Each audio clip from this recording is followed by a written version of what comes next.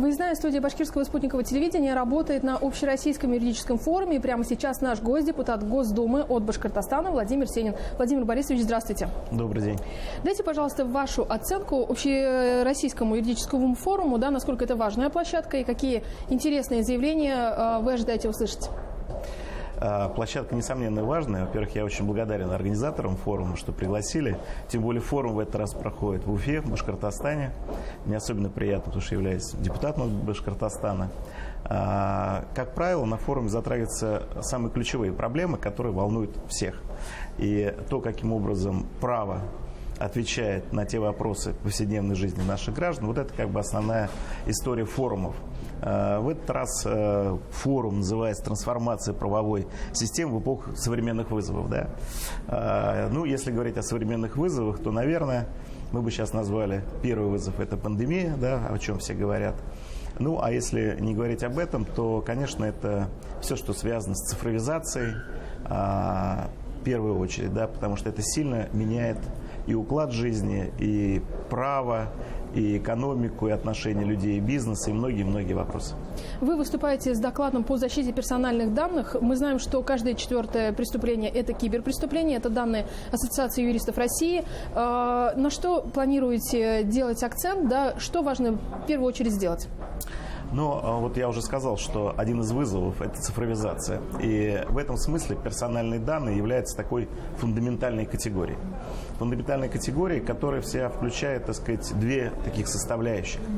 С одной стороны, нужно думать о защите личных интересов, личного пространства каждого гражданина, когда с его персональными данными работают и бизнес, и государство. Да, вот это как бы очень важная история, чтобы право, то поле права, которое этим занимается, защищало гражданина. А с другой стороны, это необходимо сделать так, чтобы все-таки бизнес развивался и человек получал наиболее комфортные, удобные услуги, да, и мог этим пользоваться. Вот это вот развилка и то, каким образом это регулировать, вот это ключевая задача на сегодня формирования правового поля в этой сфере. Какие риски сегодня существуют и как их устранять? Ну, риски прежде всего связаны с обработкой персональных данных и с их использованием. Вот вы знаете, каждый из нас много раз давал разрешение на обработку персональных данных, да, покупая там телевизор, не знаю, там автомобиль, пользуясь финансовыми услугами и так далее. Значит, я думаю, что мало кто может сказать, какое количество своих согласий человек дал, да, и тем более никто не может ими управлять. И вот одна из задач, как мне представляется, это попытаться сделать, возможно, реестр своих согласий, да, каждого гражданина и управлениями. Вот я могу сказать, что буквально на днях в Государственной Думе проходило обсуждение проекта основных направлений развития финансового рынка на ближайшие 3 года. И вот там в том числе обсуждалась проблема и, может быть, задача формирования такого реестра управления данными, чтобы каждый гражданин мог, во-первых, знать, какие его персональные данные и кому он, так сказать, разрешал обрабатывать.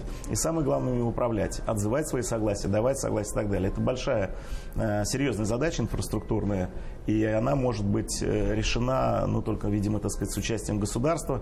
И в этом смысле право должно определять, каким образом это делать, и сформировать те условия, чтобы это было прежде всего, еще раз, в интересах граждан, но в то же время в интересах бизнеса и развития цифровых технологий, если мы об этом говорим. Здесь на Общероссийском юридическом форуме в Уфе говорили о том, что важно развивать бесплатную юридическую помощь через клиники юридические, которые должны обязательно существовать у высших учебных заведений. Да? Видите ли вы потенциал вот в этом проекте и как его можно еще развивать?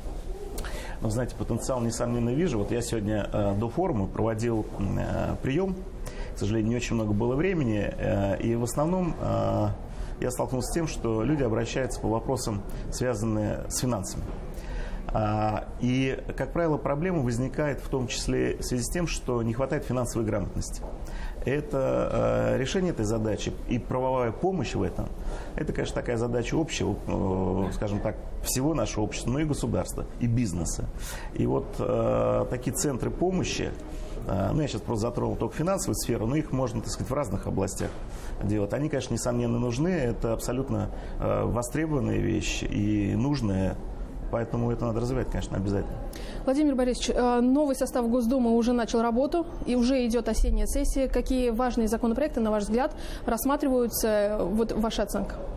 Ну, самый важный закон для всей страны – это, конечно, принятие бюджета.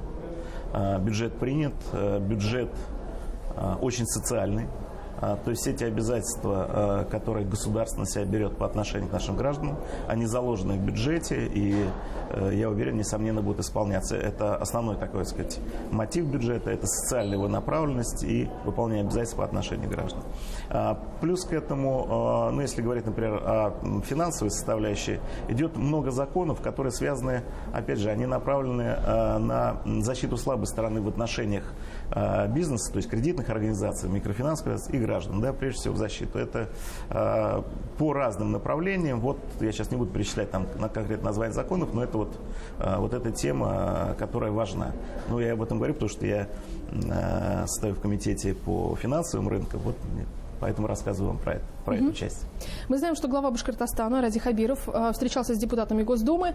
Мы знаем, что он поставил задачу, депутатов теперь называют башкиры с папочкой, да, чтобы представлять интересы республики там, в Москве, и продвигать наш регион. Вот какие важные задачи ставите вы перед собой и над чем работаете? Знаете, я когда была предвыборная кампания, и я с самого начала взял тему, которая тоже является, кстати, глобальной, и с каждым днем мы это слышим и видим, это ESG-повестка, да, это устойчивое развитие, это зеленое финансирование. Вот в том числе Ради Фаридович тоже об этом говорил, о необходимости привлечения инвестиций зеленых финансов в республику.